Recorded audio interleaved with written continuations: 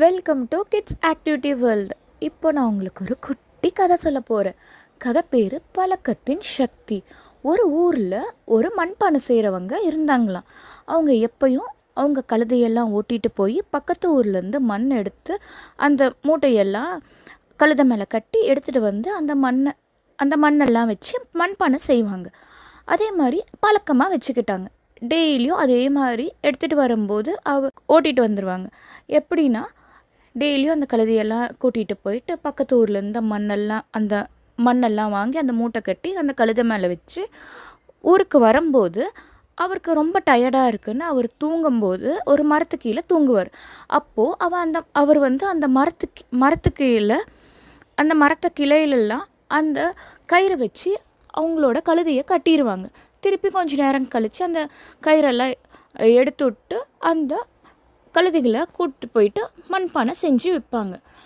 அது மாதிரி ஒரு வாட்டி போகும்போது ஒரே ஒரு கழுதையோட கயிறு மட்டும் இல்லை, அது அவங்களுக்கு பத்தாமல் போயிடுச்சு. சரி, இந்த கழுதையை நம்ம தூங்கும்போது பக்கத்துலேயே வச்சுக்கலாம், அதுக்கு மேலே ஒரு கண் வச்சுக்கலாம், எங்கேயும் போகாத மாதிரி அப்படின்னு நினச்சிட்டு அவர் போய் படுத்தார்.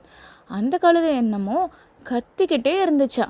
அது கொஞ்ச நேரம் கூட அமைதியாகவே இல்லையா. அவரால் நல்லா நிம்மதியாக தூங்கவே முடியலையாம். அப்போது அந்த வழியாக போன ஒரு கிராமத்தால்,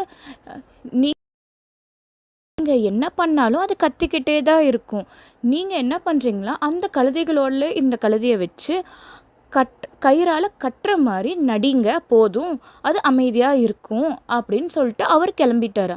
ஆனால் இவருக்கு கொஞ்சம் கூட நம்பிக்கையே இல்லை. என்ன இப்படி சொல்கிறாரு, சரி எதுக்கும் நம்ம முயற்சி பண்ணி பார்க்கலாம் அப்படின்னு போயிட்டு எல்லா கழுதைகளோடும் நிற்க வச்சு சும்மா கயிறு கட்டுற மாதிரி கழுத்துலையும் மரத்துலையும் கட்டினாராம்.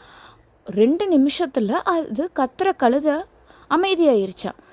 அப்பாடி, சரி இது அமைதியாயிடுச்சு, நம்ம போய் படுத்துக்கலான்னு சொல்லிட்டு படுத்துட்டு நல்லா ரெஸ்ட் எடுத்துகிட்டு எந்திரிச்சிட்டு மித்த எல்லா கழுதையோட அந்த கயிறெல்லாம் கழட்டிட்டு ஓட்டிட்டு ஊருக்கு போகலாம் அப்படின்னு போகும்போது அந்த கழுதை மட்டும் வரலையாம்.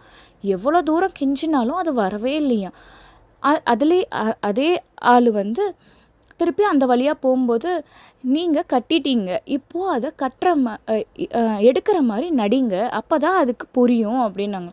சரி, அவரே ஏதோ சொல்கிறாருன்னு சொல்லிட்டு அந்த கழுதையோட கழுத்தில் இருந்து அந்த கயிறை எடுத்துட்டு மரத்தில் இருந்த அந்த கயிறை எடுக்கிற மாதிரி நடிச்சாராம். அது உடனே கூட வந்துருச்சா. உடனே இவருக்கு ஒன்றுமே புரியலையா. இது எப்படி மாயமாக இருக்கே அப்படின்னு நினச்சிட்டு அவங்க அந்த கழுதையெல்லாம் ஓட்டிட்டு போயிட்டாராம்.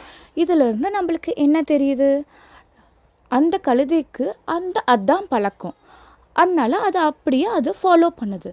நம்மளுக்கும் அதுக்கு தான் சொல்கிறாங்க, எல்லாருமே நல்ல பழக்க வழக்கத்தை கற்றுக்கோங்க, அது நம்மளால் எப்பயும் செய்யாமல் இருக்க முடியாது, நம்ம அதையே தான் ஃபாலோ பண்ணுவோம்.